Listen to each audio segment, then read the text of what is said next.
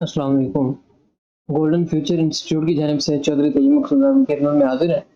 आज हमारी class number 2 है ग्राफिक डिज़ाइनिंग की, जिसमें आज हमने सीखना है कि कोरल ड्रा जो हम यूज़ करते हैं ग्राफिक डिज़ाइनिंग के लिए, उसमें जो बेसिक टूल्स हैं वो किस चीज़ के लिए इस्तेमाल किए जाते हैं, उन टूल्स का इस्तेमाल क्या है, वो किस-किस जगह पे इस्तेमाल होते हैं, उनसे क्या-क्या बनाया जा सकता है। वो सारी आज की जो है आज की इस वीडियो में मैं आपको सारा डिटेल के साथ समझाऊँगा।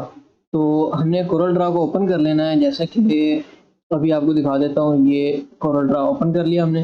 उसके बाद यहाँ पे न्यू डॉक्यूमेंट्स लेना है और यहाँ पे हमने इसको ओके कर देना है। ओके करने के बाद हमारे पास यहाँ पे, जैसे कि आपको पिछली वीडियो में बताया था कि यहाँ पे हम साइज़ लगाते हैं, यहाँ पे आपने इसको साइज़ लगा लेना है।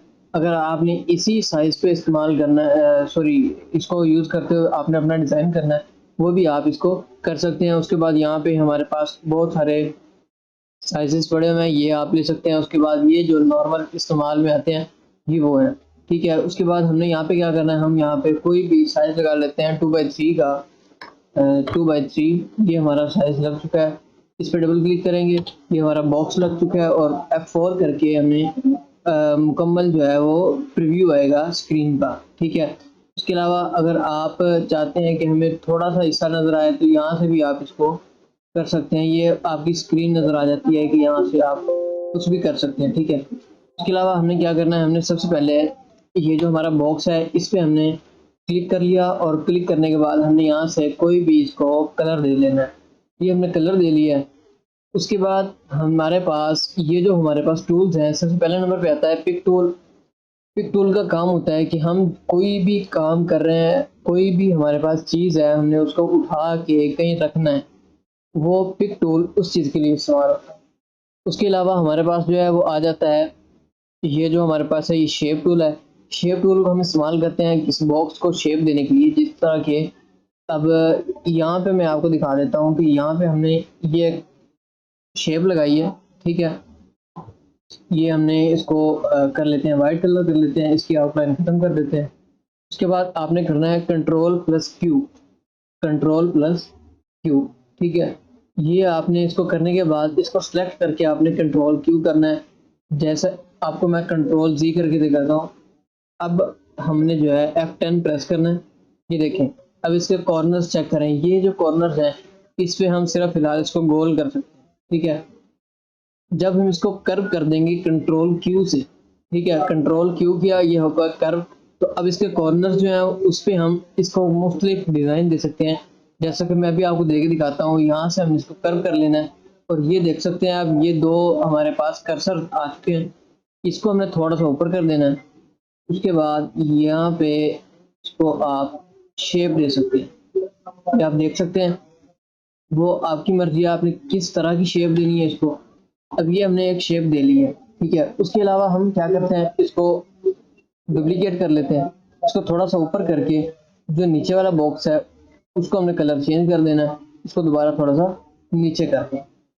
इसको आप येलो कर दें, कोई भी कलर आप इसको करके आप अपना डिज़ाइन जो है वो तैयार कर सकते हैं।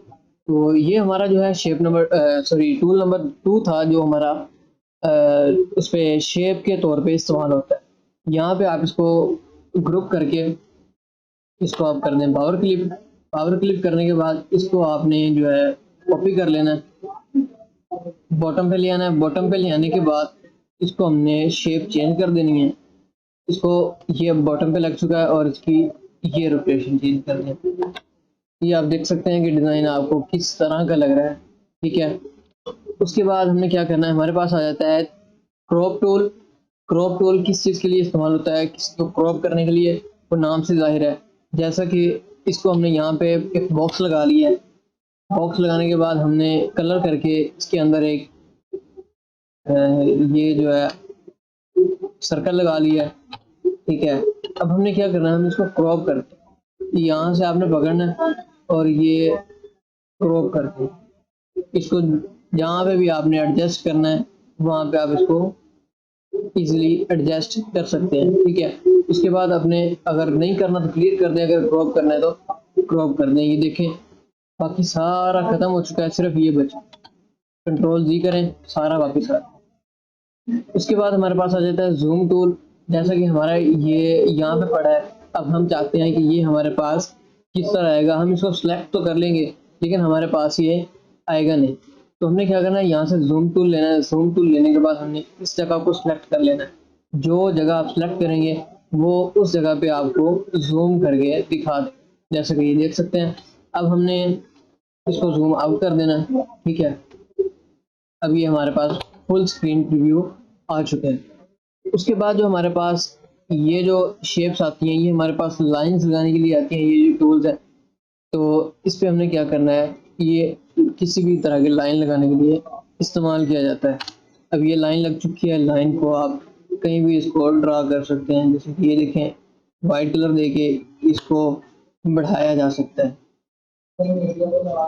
उसके बाद हमारे पास जो है ये रेक्टेंगल टूल आ जाता है, जिससे हमने ये बॉक्स लगाया। बॉक्स के अलावा उसके बाद नीचे हमारे पास आ जाता है सर्कल टूल। उसके बाद हमारे पास यहाँ पे ये मुख्तलिफ शेप्स में आ जाता है। जैसा कि ये ग्राफ पेपर है, सबसे नीचे बॉटम पे आप देख सकते हैं। उसके बाद इम्पैक्ट है। उसके बाद कॉमन शेप्स हैं।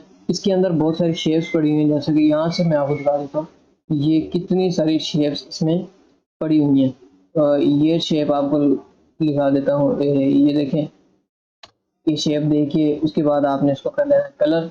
कलर करने के बाद आपने इसको कर देना है थोड़ा सा डार्क कलर कर दें। डार्क कलर करने के बाद इसको आपने कॉपी करके थोड़ा सा छोटा कर देना। उसके बाद इसका कलर चेंज कर देना। अब चेक करें, कुछ बेहतर लग रहा है, ठीक है। उसके बाद हमारे पास जो नेक्स्ट टूल आ जाता है वो होता है टेक्स्ट का। ये हमारे पास टेक्स्ट टूल है, यहाँ से हम इसको कुछ भी लिख सकते हैं, ठीक है।